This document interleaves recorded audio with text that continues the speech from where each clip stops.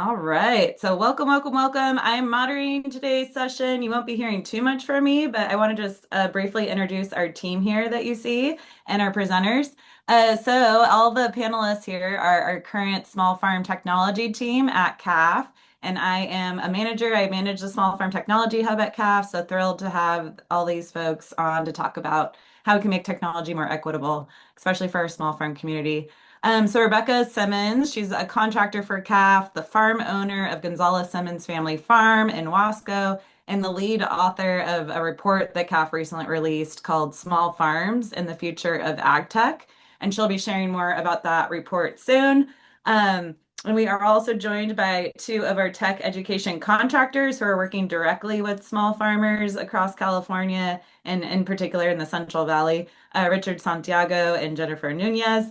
And I'll be introducing them again in the middle of our presentation. We're going to do a fun role play with them.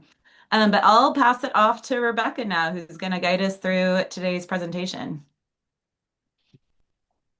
Thanks, Elizabeth.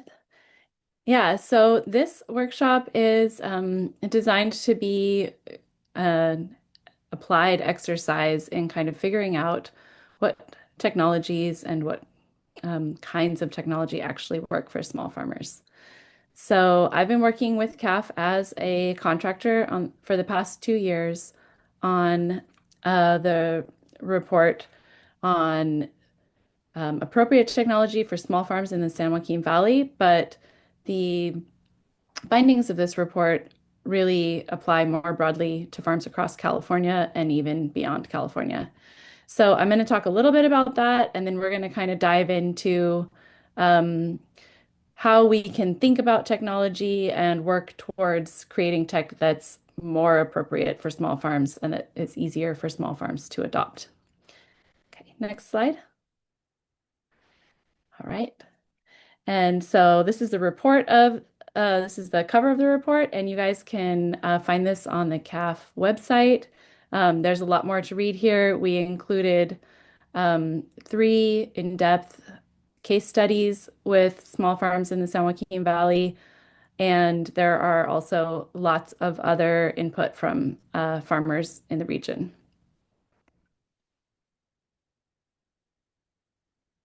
Okay, so this is just some of the demographics of farmers who provided feedback. There were um, many different events that were held to get farmer engagement and input on technology. And a lot of those were at the CAFF Tech Hub Expos, which are held yearly and encourage you guys to attend. Um, but as you can see here, the demographics are actually really interesting to see who are the farmers in California, specifically in the San Joaquin Valley. Um, the farm size is about 28 acres. This is for respondents. They have a 37% chance of being female. The average years of experience is 13, and the average age is 52 years. So, as you can see, this is maybe not what we would think of as the typical American farmer. Um, can you go to the next slide, Elizabeth? So, these are just some of the main uh, reasons why farmers want to acquire technology or what they think about when they're getting technology. So the top three reasons that were listed for acquiring technology are reduced labor demand, increased productivity, and making heavier tasks easier. This is a reason that came up over and over again in all of the listening sessions, interviews, and surveys that were done as part of the needs assessment. And it's about making the physical or kind of mental load of farming easier for farmers, especially the physical load. The top three factors farmers consider before buying new tech is, of course, the price, then the cost of operation, and then kind of what it actually does for you, the functionalities and features. The top three main tasks that farmers at this Tech Expo wanted technology for. And this is in the context of they were able to see different technologies trialed at the Tech Expo. And so they were thinking about those technologies, but also more generally about what they wanted. And these were planting, seeding, weeding, and irrigation. And the most useful equipment from the expo was the two-wheeled tractor from BCS, which we will hear more about later, and soil moisture sensors and a transplanter, which was demonstrated by Sutton Ag from Sutton Ag.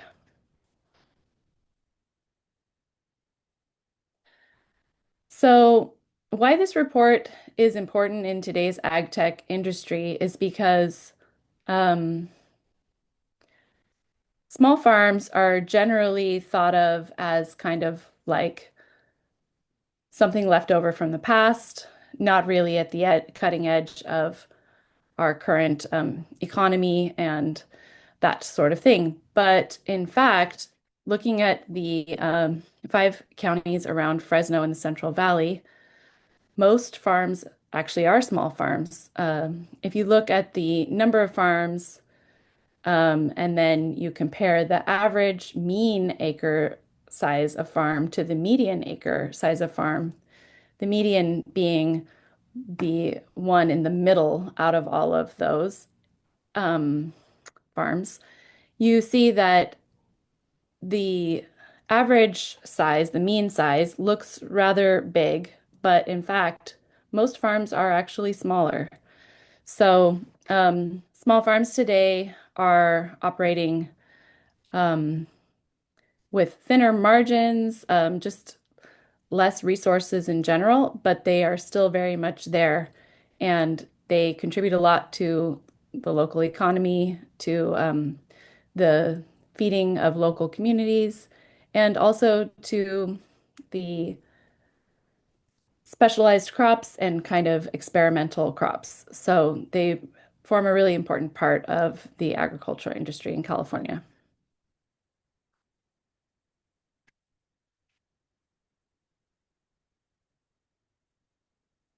So, appropriate technology matters because most ag technology is not designed for small farms. It's designed for large farms with a lot of capital, farms that maybe have um, people, whole teams or um, departments dedicated to figuring out technology, to figuring out labor saving techniques.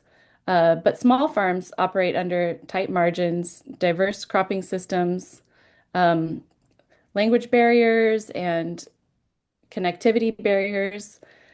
Yes, even in the age of Starlink, there are still many farms that don't have good internet connectivity, and that makes adopting technologies based on internet difficult. And then, kind of a constant thorn in the side of farmers is um, both limited repair options. So when the parts needed for repair are not available locally, or when they are proprietary and brands require that you use their certified dealers in order to get repairs done, and also financing, which is obviously always an option, always a difficult kind of thing because a lot of technologies are initially really expensive. And even if you know they're going to pay off in the long run, you have to be able to afford them in the near term. So this mismatch between the kind of ag tech principles, which are based on large farms, and the sort of constraints of small farms leads to low adoption. And it's not because farmers are not interested in change, but it's because tools are really misaligned with their needs.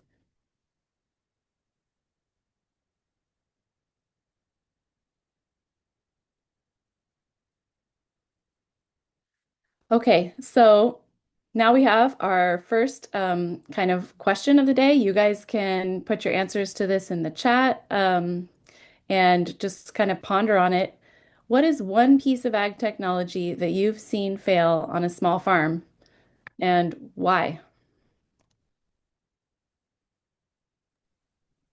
Yeah, and folks can put in the chat if they're able to. And fail can be aggressive sometimes, maybe not work very well or a waste of time, or however people may interpret technology not being too helpful.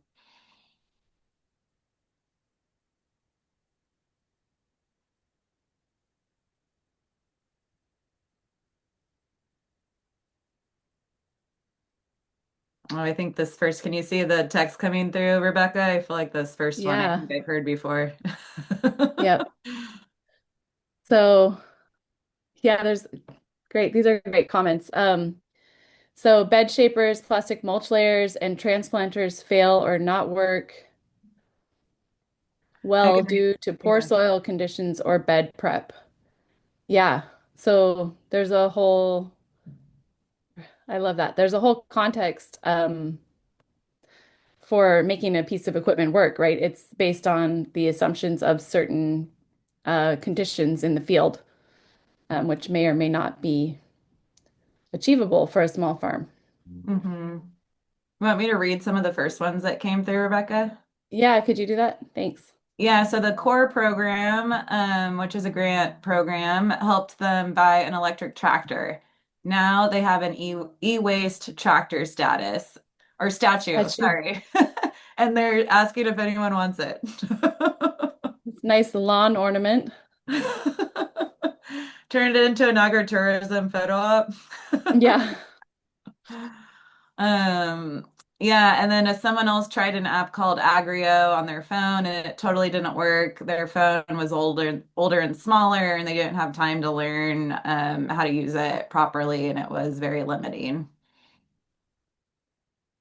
Yep. I know everyone assumes maybe you have the latest iPhone too, and then you realize the company doesn't even have a compatible app with the phone that you have, like an Android or an older version. Yeah. Someone This also one's got, oh yeah, interesting. go ahead. The walk behind tractor is too cumbersome in a residential context. It's interesting because, yeah, the scale really matters, right? Like, so a walk behind tractor might be considered extremely small by many small farms, but in some contexts, in a micro farm context, it's still too big and too cumbersome.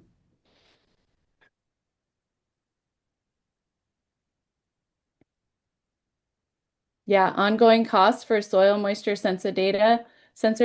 Yeah, any subscriptions can the ongoing costs can become really um kind of preventative of adopting. These are great comments. Automatic irrigation systems failing because of electrical problems or blowing out. Yeah. And then we have these Right. online Some softwares. people Oh yeah, go can't ahead. operate even a walk behind two-wheel tractor. Yeah. I think the we try to work with the idea on my farm that the smallest person working on the farm should be able to operate any piece of equipment. Like if it doesn't work for that person, it really isn't workable. I know there's another one on online software that was trying to connect farmers to buyers, and someone paid $1,000 for the software, and but it didn't lead to any sales.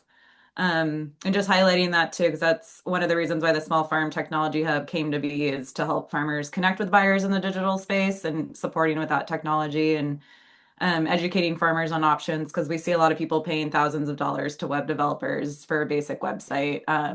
And it maybe doesn't help the farmer as much as they're expecting, or the branding is all off and it wasn't done right, or they don't know how to update it.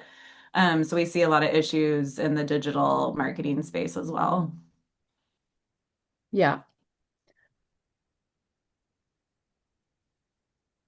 people asking for refunds. Exactly.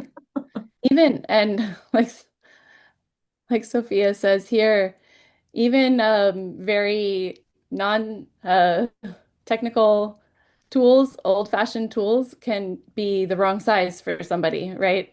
Yeah, you can work with a hoe that is totally oversized or undersized. And yeah, I tried to work with a SI once that was completely the wrong size for me, and it does not work. Yeah, or need your platform boots to hit the clutch or the gas pedal. Yeah, exactly.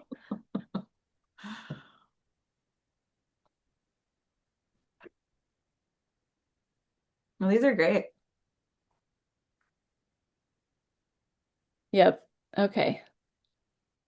Well, I think we can move on to the next slide. So I guess we have to ask, how are we evaluating appropriate technology, right? Like it's kind of easy for us to find a lot of reasons to complain and um, say how things aren't working, but figuring out how to actually create and evaluate technology um, and figure out what makes it really appropriate for a small scale farm, um, that's a little bit of a trick. So, um, as part of the needs assessment process, CAFF worked with UCANR to develop these principles for appropriate technology adoption. Um, so exactly, something can be well designed, but just not with your use case in mind. Exactly. So that's why it's always important to be able to kind of adapt and innovate. And I think that one of these principles of appropriate technology is yeah, it's that idea that technology should be adaptable and user friendly. So being able to integrate it with your existing operations. Okay, I'm getting a little bit ahead of myself. So here are the principles for appropriate technology adoption. We're going to come back around to these again. So, and I think maybe Elizabeth, are you going to share the link for those? Yeah. So Elizabeth is also sharing the full document about these with you guys. So human-centered, design technologies around small-scale farmers' real needs and ensure authentic engagement, feedback, and fair compensation. So I think this one is not only should it be um, designed for small-scale farmers' real needs and include small-scale farmers in the design, but there should be compensation for their contributions to that, right? So I think a lot of times small scale farmers have felt that people come to them and take ideas and ask for their input, but really don't compensate them for their time and their ideas. So that's one. Two, appropriately scaled, which we've already talked about a little bit, matching tools to the size of the people, of the farm, of the beds, to the diversity of crops, and to the economic realities of small farms. So that includes that it needs to be affordable, cost effective. Technologies have to be affordable to purchase, but also to maintain and repair. And maybe even most of all, they have to have a favorable cost benefit ratio, right? Like the return on investment has to be something clear that farmers can understand.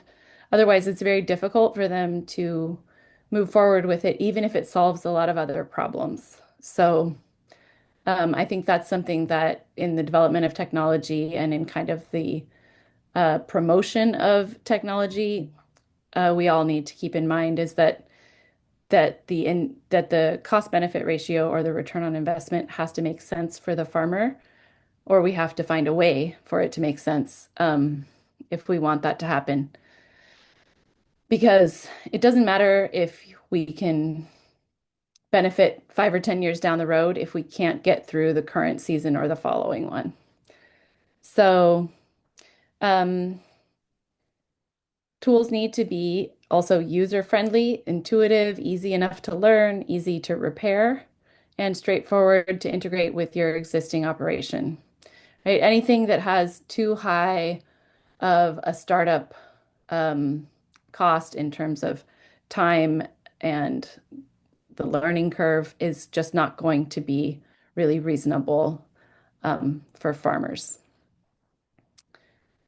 So, going back to kind of making technology uh, affordable, one of the things is that there are tools and technologies that make a lot of sense and that are important for environmental sustainability, um, but they won't pay off in the short term. It takes years to see improvements in soil health from sustainable practices, and it takes time for other sustainable practices to uh, to make sense. And for a lot of farmers, they may not own their land, they may be leasing their land, and those kinds of long-term investments just don't make that much sense. So, one of the things that we can do to make that possible is to de-risk experimentation or to create the chance for farmers to use things at a low cost initially until they can see the benefits. So, creating these low risk opportunities for farmer to test technologies before full adoption.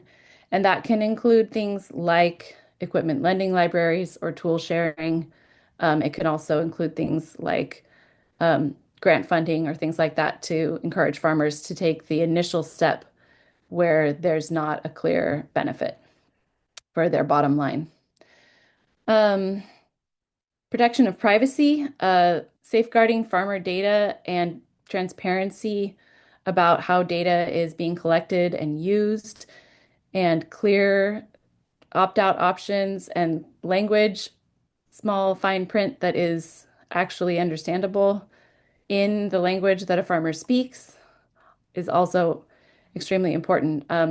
Farmers are often concerned about what's happening to their data, what data is being collected, who has access to it for good reason. Um, and that's only been getting kind of more and more concerning. And then finally, strengthening local economies. It's important for us to design tools that connect farmers and consumers to local markets, services, and inputs so we're not that we're not just outsourcing all of the pieces that we need to make our farms work and creating a system where if something goes wrong, like COVID, suddenly nothing works anymore. So we want to avoid that and strengthen local economies as much as possible.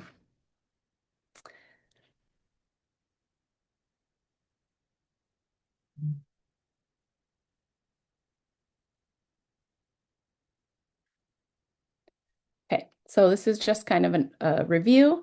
What is appropriate technology? It's a movement that's encompassing technological choice and application that's small scale, affordable by locals, decentralized, labor intensive, energy efficient, environmentally sustainable, and locally autonomous. And this is an international movement um, to strengthen um, communities across the globe.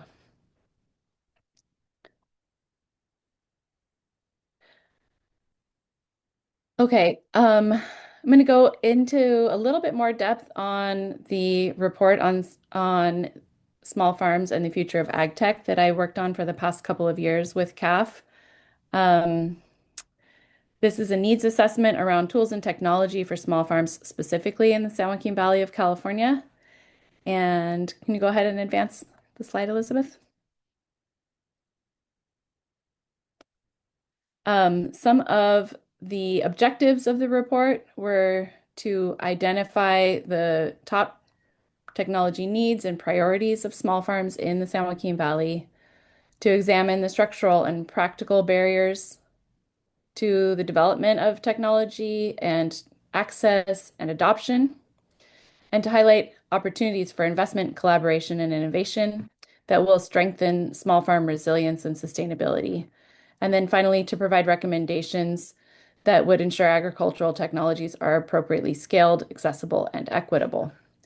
So the report went through many phases. We started with a landscape review of locally used and vetted technologies, and then we expanded to technologies around the world that might be uh, important or appropriate for small farms in the San Joaquin Valley, and then continued on to an assessment of gaps and barriers to adoption, and finally to opportunities for change.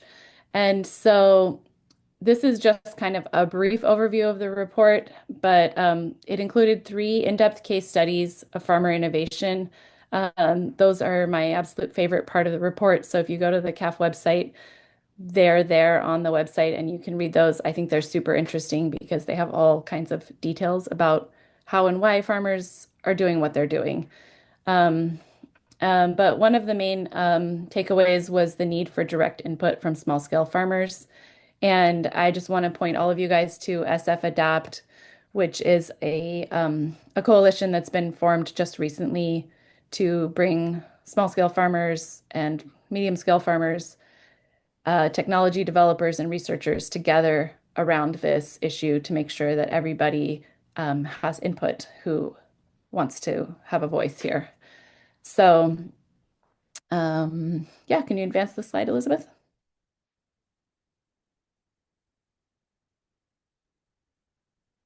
Some of the high impact opportunities that were identified in the report were around smart irrigation technology, um, which has been going through many iterations for a long time, but it continues to be a really important area for technology development because of increasing water scarcity and water prices, Sigma compliance, um, and with AI, there's a lot more that can be done in terms of really fine tuning and integrating irrigation with other kinds of crop data.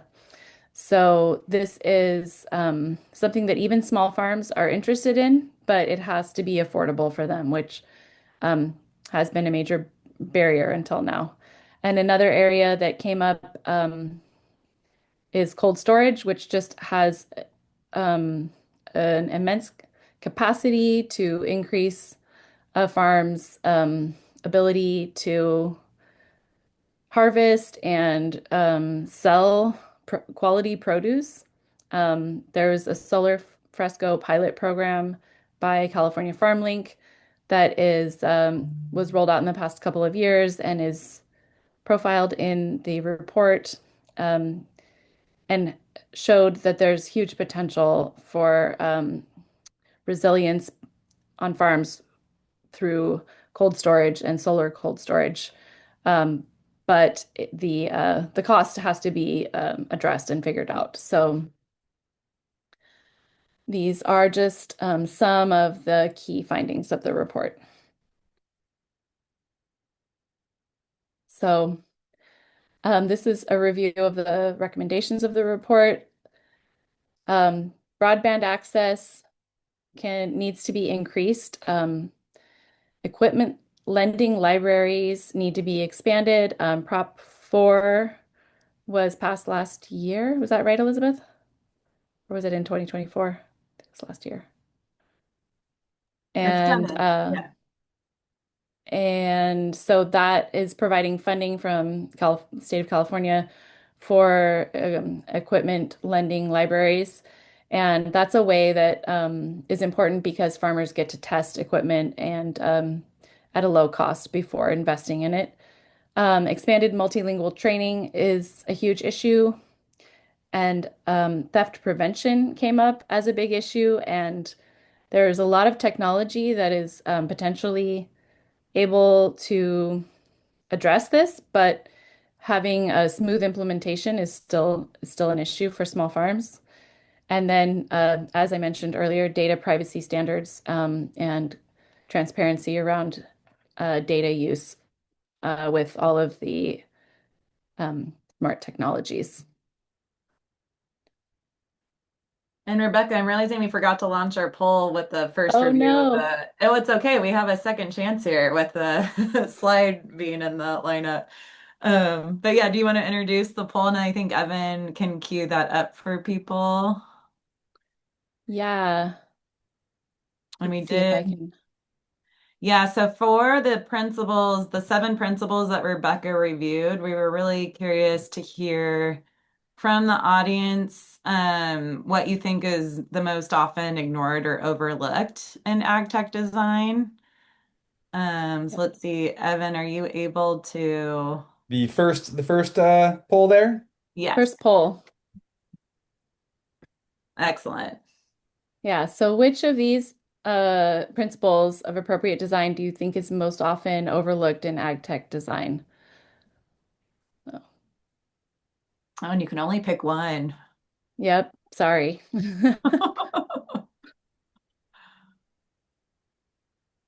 And that was my bad, Rebekka. I was supposed to help guide the poll, so apologize for missing Yeah. No, that. I got on a roll and was just going. And then, yeah, Evan, we'll wait for you when you think there's a enough majority.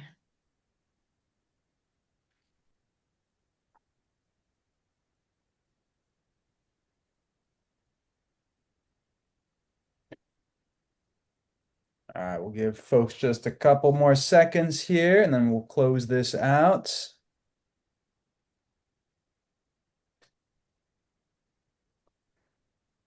And I'm just looking at a comment from Tamar in the chat. And it says, one thing I keep running into is that we basically don't have enough person power or funding to get through the tasks required by the physical farm itself. Any new technology added must be a time saver, not something that takes even more time because that time will be coming out of my other farm tasks or my rest time. And I think this really sums up kind of the reason why farmers are hesitant to adopt new technologies that aren't clearly going to um, save them time or money. Hmm. Yeah, so it looks like we got the results up here. Oh, cool. And yeah, cost effective came out number one with 36% of folks. And then we got the next ones at 16% with human-centered, appropriately scaled, and then the protection of privacy and strengthening local economies were the next guys. No one said user-friendly. I wonder if that means that people feel like the user friendliness is pretty good, which I guess is a good thing, right? If at least maybe technology development is getting that part right. Yeah. All right. And now this is where we'd like, so thank you, Rebekka, for reviewing the work that went into the tech assessment report and all these related resources that are coming from it with the principles for appropriate technology adoption and design. We wanted to share these with you as a larger audience to just help encourage more of these conversations and also providing this feedback to the tech salespeople, farmers who are innovating, anyone who wants to get feedback in this space. You as a farm user and a business owner are the best people in that position to help inform the industry. So we really wanted to make sure these resources were available to folks and that that you get some practice with like how to ask these questions and have a conversation with someone about this, whether it's a salesperson or another farmer that's adopted technology and you want to ask them about how it's working. So with that, we have our tech contractors who are going to become they're going to put on a different hat and become a different person here and do a role play going over how they would ask questions about a particular technology.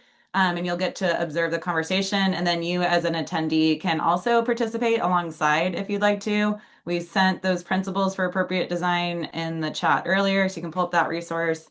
And I also have a tech assessment form that I just put in the chat that's an open Google Sheet. If you want to create a new row, add your initials, you can play along and score this technology. You're welcome to do so.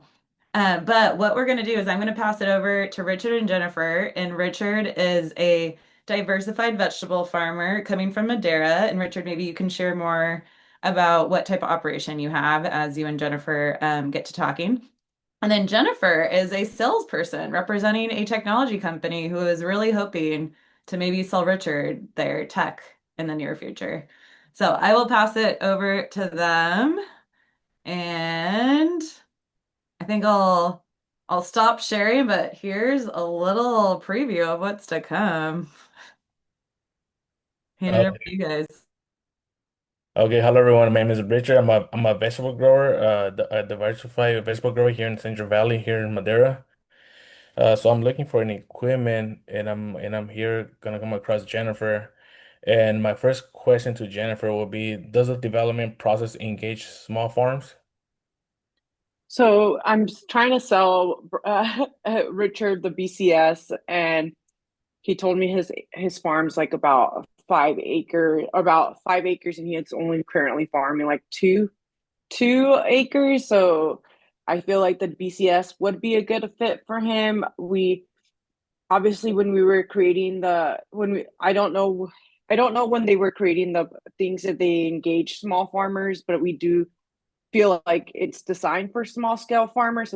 It's designed to fit 30-inch beds, and it's more for like small scale farmers and market farmers. The BCS doesn't have like any chains or belts, so it's all powered through the clutch. So if you've driven a tractor before, or if you even driven like a stick shift car, it's like really easy to use the BCS. Okay. What scale of operation on the spectrum of small farm is the technology targeting? What type of production does it service? So the production, it can be anything like monocrops or a monocrop system, even like for orchards, you can use it to like mow down stuff. And I would say that the BCS is mostly designed for farms that are 5 acres and below. Just like I think Brandon put in the comment, not everyone has the manpower. So to be able to use the BCS, you still have to walk behind it. You still have to push it. It still takes like manpower to use it. So after 5 acres, I can see how it can become like kind of hard to use. So I think anything below 5 acres, it makes sense. Okay. How affordable is the technology? Does it include affordability in the purchase, use, and maintenance aspects? So the BCS runs anywhere from the smaller motors being like 3,900 now to the more powerful motors being about 6,000. And each attachment does cost about like 800 to $3,000. So let's say you buy a BCS with maybe two or three attachments, you're looking at anything between like 9,000 to $13,000. But that is more affordable than you buying like a tractor that's going to run you anywhere from like 15 to 30K, 40K. Um, so we think it's a decent start point for farmers. And the maintenance itself, like it's a small engine, so it doesn't spend too much gas. Also, it can be transported in a small like Toyota or in a small pickup truck versus you having to buy like a trailer to move around this tractor in case you were like driving it to different areas of your farm. So we do feel like it's pretty cost efficient. Okay. Can farmers either maintain and repair the technology on their own or easily get it service, affordable and locally?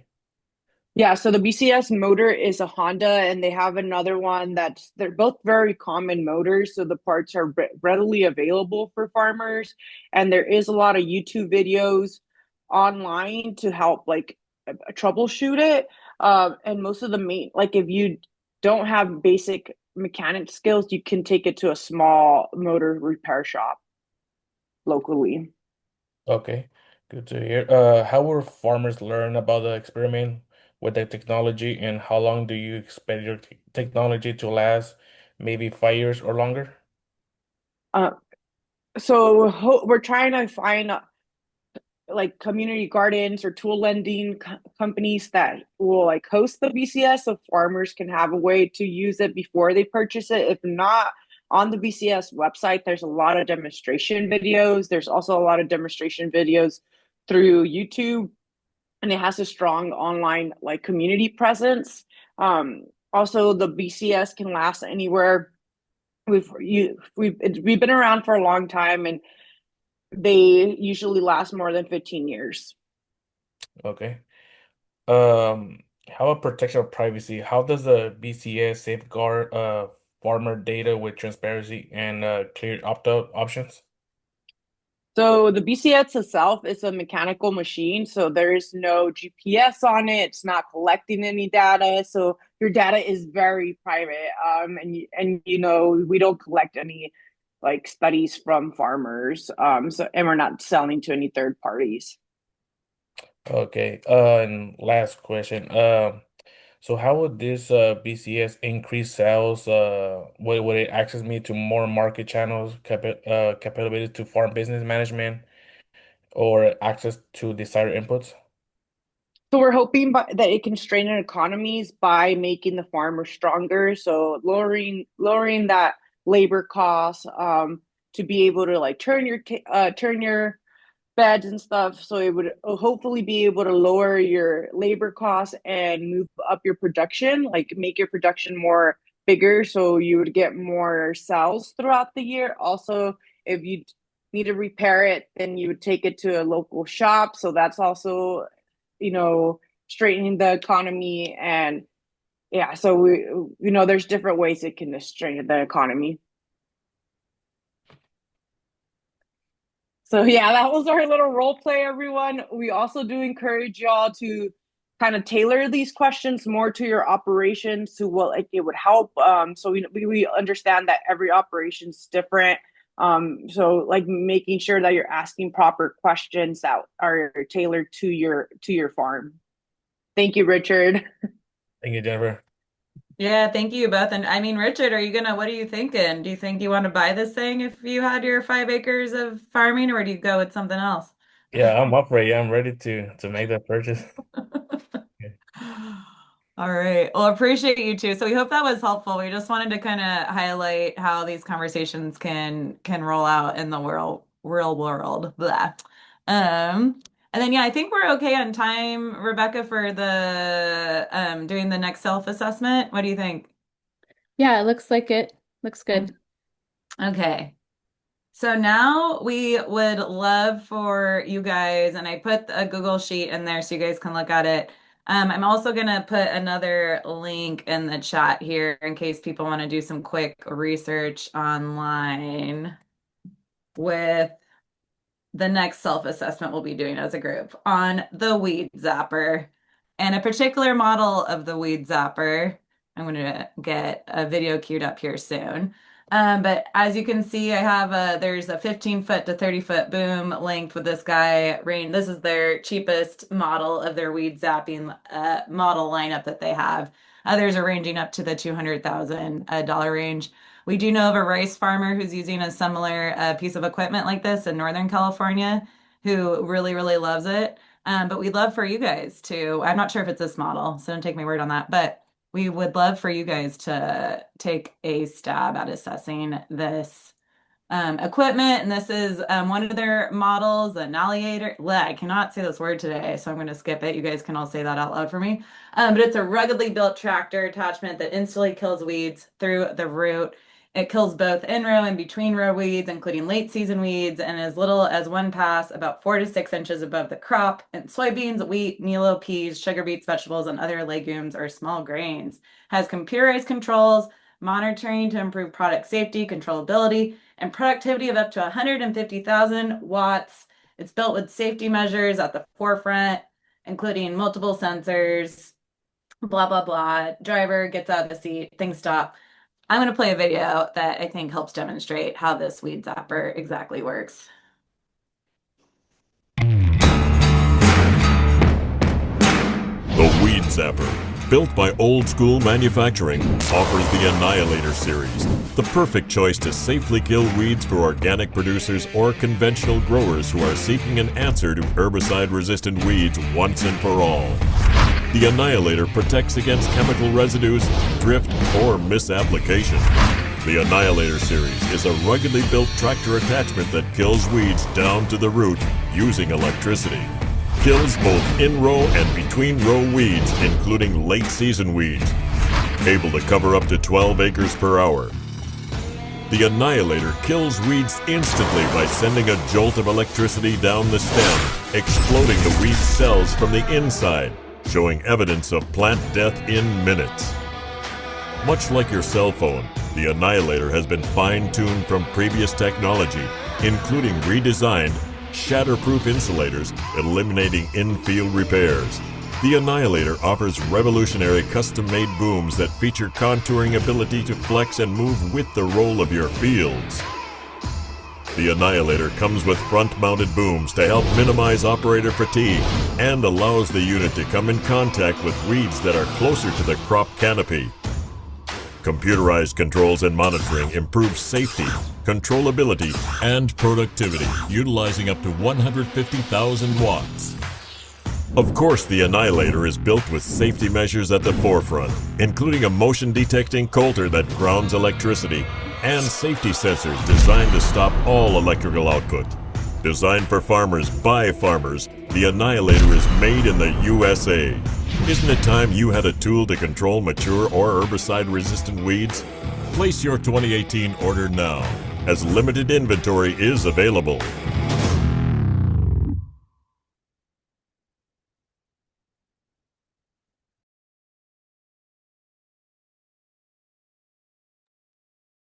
Elizabeth, I think you're muted.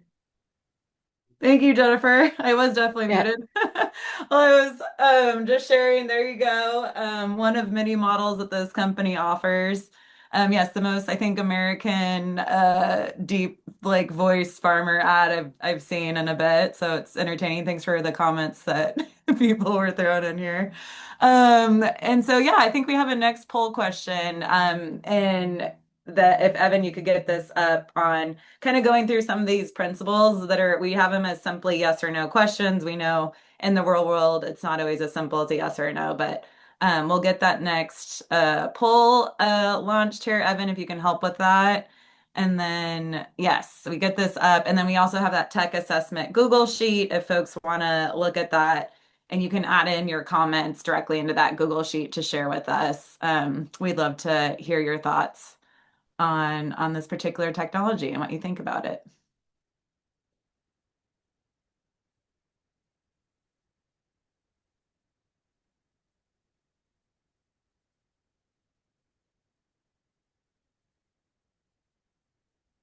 I'm just laughing at some of the chat comments, so thank you. I thought it almost was an SNL skit. Is there a fire risk? Very good question.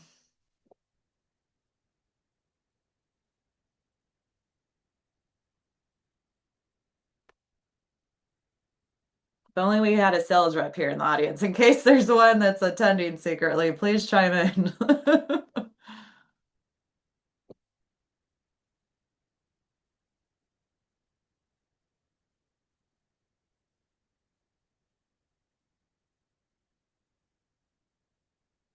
Yeah, good point, Sophia. Thanks for sharing this. And then I noticed the person, who was it, who was commenting on this video. They said, yes, we use a propane tank and a blowtorch, which flame weeding is very great at a small scale. I'm going to show this to everyone I know.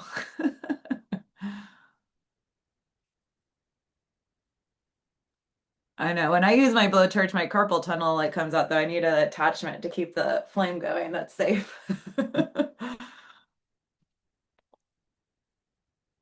And then Evan, once we get enough people, we can close it up, but I'll leave that to you. Looks like the results are coming in. Is it affordable? So we got 85% of people saying no. Is it usable without a high level of technical expertise? So we're kind of in the middle here with 55% saying yes, 45% saying no. Can it be repaired locally? 50-50 on this also. It did say it's easier to repair in the field. I guess that was a refinement or an improvement that they made to the technology as they advertised it. Can it be repaired locally? 30% yes, 70% no. Does it provide ecological benefit? 75% yes, 25% no. Is it realistic for small farms to adopt? 25% said yes, which I'd be curious to hear from those folks. And then 75% no. No, it's a huge investment at nearly $100,000. But if your neighbor had one that they were willing to lend with you and you had the right fields to use that, I'm sure someone would love to pull that thing around the field. All right, well, thank you everyone for participating in that. And then, yeah, Rebekka, do we want to move forward with this? Um, Cool. yeah, I guess we can, let's see how the time is going. I think we could do this. This is another poll for you guys. Basically, this one's more a short answer. When you were looking at the weed zapper, what do you think worked? What failed? And what would need to change to make this tool appropriate for small farms? So I think some of these things have already come up in the chat, but go ahead and put in a few words that pop into your mind for each of these questions.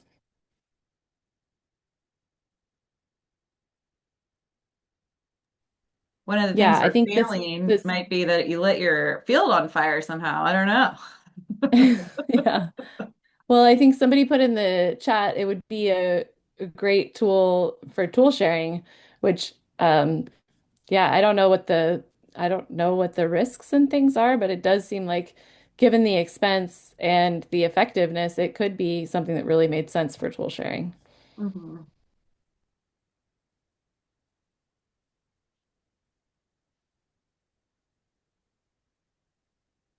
And then, yeah, once we get for Evan, once it seems like we've gotten enough people to submit that, we can go ahead and close this one out too. But maybe we'll give folks another few seconds. There's 3 long form answers here. Responses are a little bit slower on this. Yeah, thank Yeah, you. because it's short answer. So, yeah, and somebody said they have saw the weed dragon, the flame engineering weed dragon at an expo. So maybe check that one out. I think there's also, do you remember the name of the other one we looked at, Elizabeth? The video was less interesting, but it was the same concept. Oh, yes. Oh, I don't remember. The weed zapper just really sticks in your brain. Yeah. What was? Lightning weeder or something, Oh, maybe? yeah. Maybe it was a lightning weeder. I like the weed dragon. That's a cool name.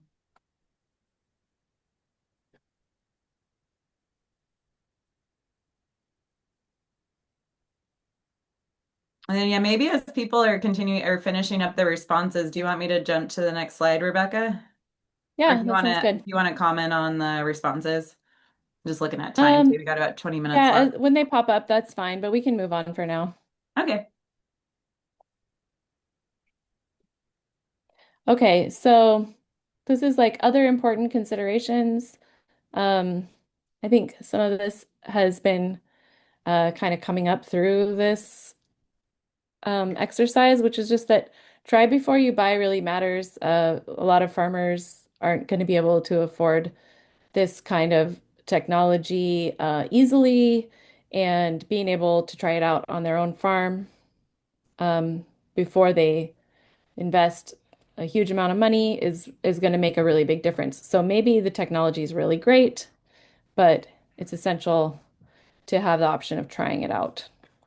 Um, and then ecological tools often don't pencil out in the short term. So I think a lot of the soil health practices um, fall into this category where it's really important and there is a really significant benefit, but it's not in year one and it's probably not in year two. So the tools that you need to implement a lot of these ecological sustainability practices that really can benefit the farmer and the food and the community um, just take longer. And so being able to provide either some funding or some equipment lending opportunities or trial opportunities is really important to getting farmers able to adopt these practices that they actually do want to adopt. And as I kind of just mentioned, equipment sharing can really fill these critical gaps.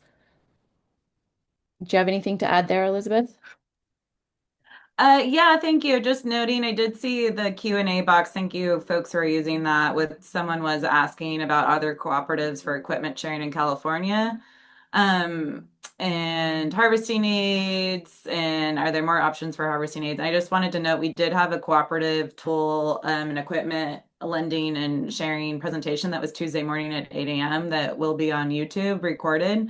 And there's a lot of resources that we'll send out to those attendees because there are lending sites happening across California, and there's grant funding, more grant funding coming from California to help encourage more tool lending. And so that one of the goals of that presentation was to just do more resource sharing, inform farmers of what's happening, encourage farm networks to maybe even create their own cooperative lending site if they want to apply for those grant funds or to join one that's happening near them. So there's a survey that was sent out from UC Cooperative Extension on collecting who actually has an active lending operation right now. And there's dozens of submissions already. So that information we're excited to share with people as a resource from that presentation. Nate, I'll pause there with the other questions, but just adding that. And then we had the poll responses too. I'm not sure if they're able to all be viewed because, or here we go. Oh yeah, we Okay, great. can't see the actual answers. We have to look at them later, I think. Okay. All right. Well, we're gonna keep May- moving. Maybe at the end, Evan can pull out his favorites and share them with us if we have time. We'll see if he's able to do that. Okay. So we want to move from kind of the diagnosis of the problems to the solutions. I feel like farmers are famous for complaining about the weather, complaining about whatever. So, kind of to avoid just complaining, let's think about a little bit more of how we can design for equity and access. So I have a few discussion prompts here that I want us to think about. And it's like, how can funders adjust grant design? How should researchers and developers redesign their product testing? And how should extension and nonprofits support adoption? Um, and so, oops, sorry, can't see on my screen right now. So for this part, I don't know if you guys want to respond in the chat or um, Yeah, I don't think folks are able to come off mute unless there might be an option to raise a hand. I'm trying to remember, Evan, is there an option for anyone to come off mute or do folks need to put their responses in the chat?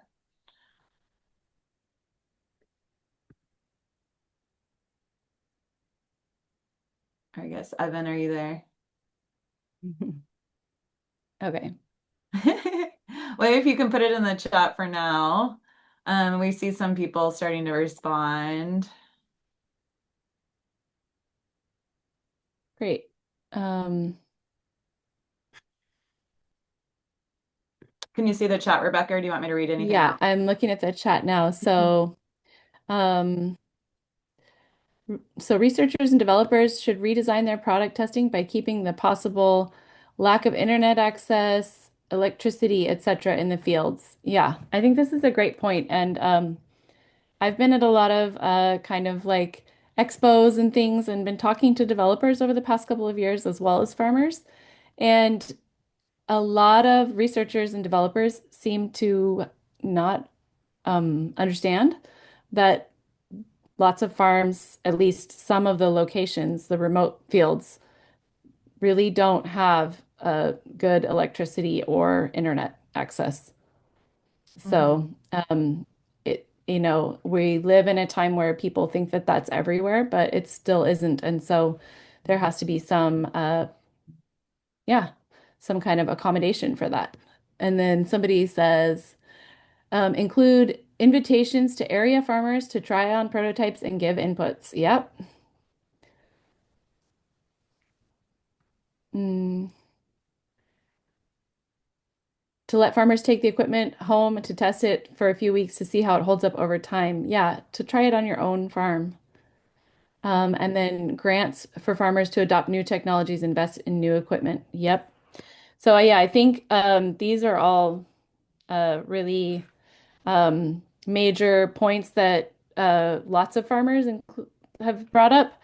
Um, Being able to test it, being able to take it home and try it on their own farm, um, being able to have input in the process of development, and then grants for adopting new technologies are extremely helpful. And I think that there was recently a grant for equipment, Elizabeth. I don't remember the details, you might, but I know it was like extremely popular and so many farmers applied. Hmm. Yeah, I feel like there's so many. Yeah. Yeah, I don't remember exactly which one I'm thinking of, but I think it was about a year ago and it was just like it was flooded. Hmm. So more of that would be great. Yeah, really big equipment manufacturers can offer financing on deals like no payments. Is it available for smaller equipment? It's a great question. More on-farm demonstration and testing. Yeah, not just at research centers. Yeah. Yeah. So farmers can really see it and also so that it mimics real farm experiences. Because I know as myself a farmer, when I see the videos and things of the research center demonstrations, a lot of time I just think, wow, that soil is so, clean and well worked. Like my farm looks nothing like that. So yeah, I think that's a really big deal. Grant writing. Yep. Um, yeah, grant writing and then spreading the word about availability of different funding sources and grants. Totally. Yeah, and then Mary Chamber, I don't know if you saw her one. She said, let farmers take the equipment to their home farm, test it out for a few weeks, see how it holds up over time. And then there was another one about financing, like a huge equipment. You can get financing deals, but are those deals available for smaller equipment, like maybe purchasing a BCS? Do they do similar financing? That's a good question. I don't know the answer. Maybe somebody else knows. Maybe I Jennifer, the fake salesperson, knows the answer. Yeah, the fake salesperson. Yep. Um or yeah, or maybe there are low cost loans available for those kinds of things. I think of California Farm Link. I think they do loans for that type of stuff. Mhm. All right, great. Well, maybe we should move on to the next slide. Mhm. Okay, so key considerations. I think that you guys hit on some of these, and other ones are ones that came up through the report, through the farmer listening sessions and the interviews with the farmers for the in-depth case studies. But farmer co-design is a huge one, right? It's just not relevant if farmers aren't consulted. Oh, and by the way, the photo here in this slide is maybe the original BCS that was developed by three guys in Italy. I think one engineer, and I don't remember who all of them were, but this was the original BCS, and it looks like it's being used to cut hay or something. Mhm. Um, so yeah, farmer co-design without the farmer input, it's going to be really hard for it to be relevant and appropriate. Multilingual training came up a lot in the needs assessment as a major barrier. Um, and this is not just English and Spanish, of course, but there are a lot of other languages that farmers in California speak as their native language. And so the more the better. And with current technology around natural language processing, this is easier than it's ever been. So we don't really have an excuse to not do it. Ethical data standards. Yeah, so ethical data standards obviously are important to farmers. They're not going to feel great about having their data sold, um, especially when they're also paying for the subscription to the service that's then selling their data. That never feels good. Regional lending libraries, and these can be anything from uh, kind of UCANR extension or RCD, Resource Conservation District, um, lending libraries to more localized um, cooperative tool sharing. And then peer learning networks. So there's a big issue with trust and technology for farms. So it's hard to, make the decisions to invest in the technology if you don't know that it's going to work on your farm and you don't know if any of your neighbors are using it and you don't know if the parts are locally available for repair or if the company is going to stay in business. So when you have kind of the peer-to-peer learning and teaching, that can really help farmers vet technology and have trust in um, spending the time and the effort and the money to go ahead and implement a technology and do the learning curve and all the inputs that it takes to get it going before before being able to see the results. Because even if they have a lot of confidence that it is the tool they need, there's still a big upfront cost.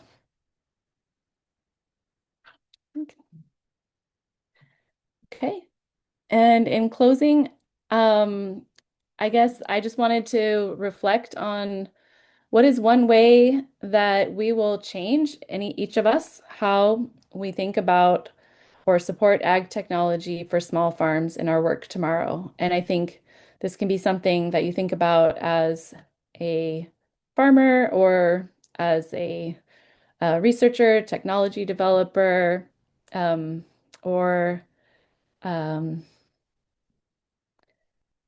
there's one more group of people I was going to mention, but I don't remember. And that actually reminds me that I wanted to ask, and this is really an opening question, but we can do it as a closing.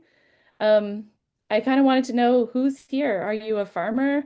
Are you a tech developer? Are you a technical assistance provider? Are you a researcher? Who are you? So if you guys don't mind putting that in the chat, that would be awesome to see as well. I'm wondering if we have mostly farmers or who's in the group.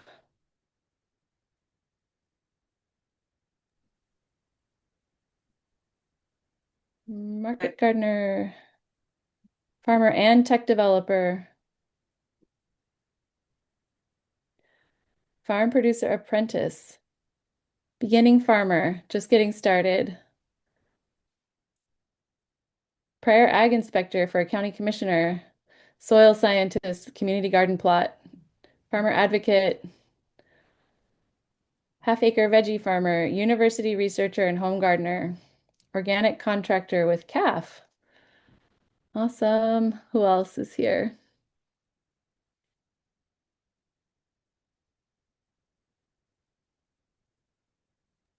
Yeah, I often feel our farmers themselves who are able to develop technology end up being way more successful at it. I think that's how the BCS came about. He was farming with it, but he had a team of people to help him take the technology to the next level. Now I think it's been around for almost like 100 years, right? Or more than 100 years, trying to More than remember. 100 years. Yeah.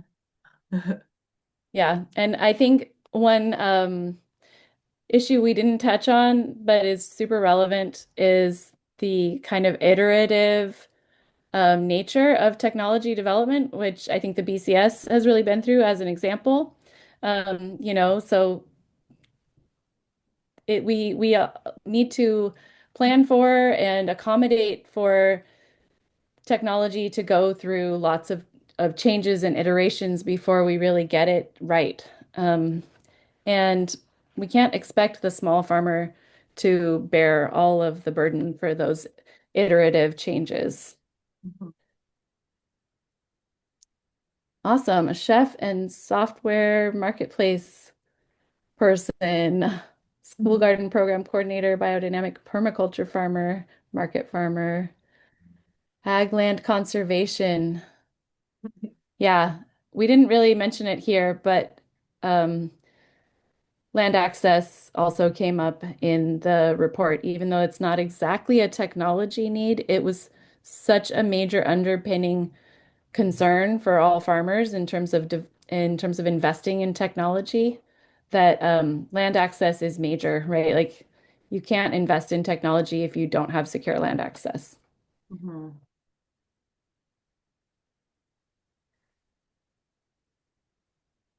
Yep. Yes, Yeah. exactly. If you are storing information in technology and it fails, then you lose the technology, the tool, and the information. Yeah, this is a major thing. It can be a reason to go digital and a reason to not go digital. It kind of goes both ways. We have an example of a farmer who lost all of their paper records when their truck was stolen and decided to go digital. But it can go both ways. And then And yeah, and I asking, think it's a yeah. major issue with subscriptions when you subscribe to a service and then if you can no longer afford it or the company closes or gets bought out, you may not have access to that data anymore, which is essential. Yeah, hard copy with a digital backup, and we all need to get better at those best practices. Yeah. And this could be part of your questions too when you're assessing tech is what's if it's a software system that you're signing up for or a website where you have a big email marketing list maybe housed in that website. And if you wanted to change providers, do they let you take all your emails with you? Do they let you download your website content and take that to a different provider? Or do they keep it locked up and refuse to give it to you? So these are all good questions to keep in mind. I know we just got a minute left here, Rebekka, and there's a couple questions in the chat, but how are you feeling? I'm feeling good. I think we should wrap up, but I didn't, I guess I missed the questions. Do you want to read them? Yeah, it was more tied to the leasing and grants available. And then I know with the other question too, they're asking about harvesting equipment that can be that is available for lending. And so again, with Tuesday's cooperative tool lending workshop, Rebekka actually represented Plowshare Alliance, which they lend out harvesting equipment for grain farmers. So depending on what type of harvesting equipment you're looking for, there's some options out there. And then yeah, are there grants or monetary options available to help acquire technology for small farmers?